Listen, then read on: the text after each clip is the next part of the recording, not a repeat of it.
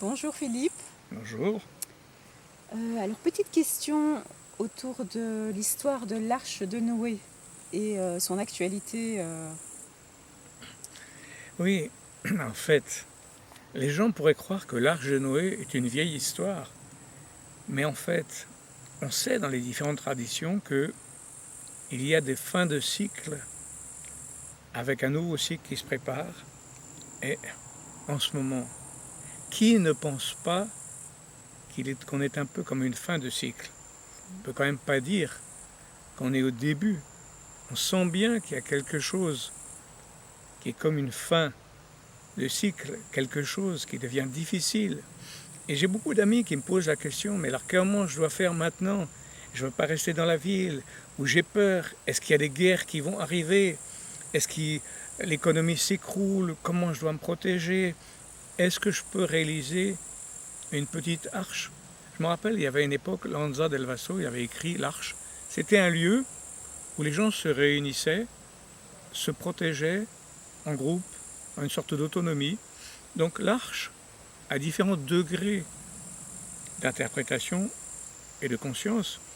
Et il est certain que chacun peut déjà faire sa petite arche personnelle, avec quelques petits animaux, des petites poules, un jardin, un endroit d'autonomie, un endroit où il se protège, on peut dire de la folie du monde. Franchement, déjà, ça, petit degré de l'arche qui fait qu'on se protège de la folie du monde. Franchement, c'est assez actuel. Ensuite, parler pour toute l'humanité, quand est-ce que ça va se passer? Là, Jésus, dans l'Évangile, il dit « Nul ne connaît l'heure si ce n'est le Père ». C'est-à-dire que même lui ne s'inclut pas dans ceux qui connaissent l'heure. Donc, on ne peut pas identifier la fin d'un cycle de façon précise. Il y a même des personnes qui parlent d'éruption solaire, de risque d'arrêt de l'électronique et de l'électricité dans le monde. C'est vrai qu'il y a plein de sujets sur des fins de cycle, mais en fait, je ne me place pas vraiment sur ce plan. Et je ne veux pas faire des prédictions.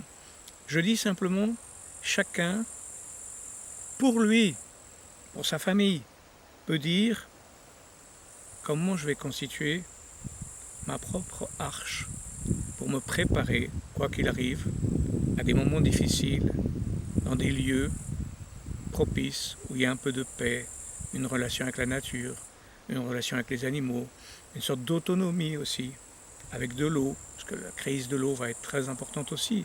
Et là aussi, garder de l'eau près de soi, garder des terres où on peut cultiver, c'est un peu ça l'arche d'aujourd'hui, se protéger déjà soi-même, ses amis, sa famille, chacun d'une façon personnelle. Évidemment, après, on aime l'esprit de l'écologie, évidemment, protéger la nature, se protéger la couche d'ozone. Tous ces sujets sont très beaux, mais c'est un peu encore autre chose. Là, on entre un peu dans une pensée politique et globale. Alors que là, je voudrais répondre plus d'une façon personnelle, avec cet esprit ou cette conscience quand même que les choses ont toujours une fin et une fin de cycle. Vous savez que chaque année on a l'automne, l'hiver, après qu'on ait eu le printemps et l'été. Donc il y a quand même une sorte de sensation différente dans les saisons qui donne des sensations de fin de cycle. Donc cette notion de cycle, que je trouve toujours très importante de conscientiser, elle nous permet de réfléchir effectivement au fait que on doit se protéger, se préserver à un certain moment. Et c'est ça la notion de l'arche, qui est toujours très actuelle. Et on nous a donné cette histoire dans l'humanité pour nous faire comprendre qu'à un moment, il est nécessaire de protéger et de préserver ce qui peut encore être préservé. Et d'ailleurs, ce n'est pas que les choses matérielles, c'est la conscience, c'est certaines sciences spirituelles qui seront protégées d'une certaine façon et qui peuvent être, malheureusement, qui peuvent disparaître. Il y a des sciences qui disparaissent malheureusement, des sciences spirituelles, des connaissances qui disparaissent et qui demandent à être protégées. Et donc c'est tout ça l'arche. C'est pas seulement physique et matériel, c'est aussi spirituel.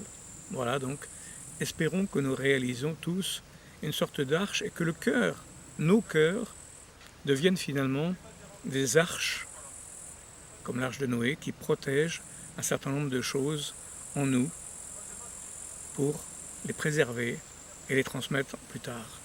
Voilà. Merci beaucoup Philippe.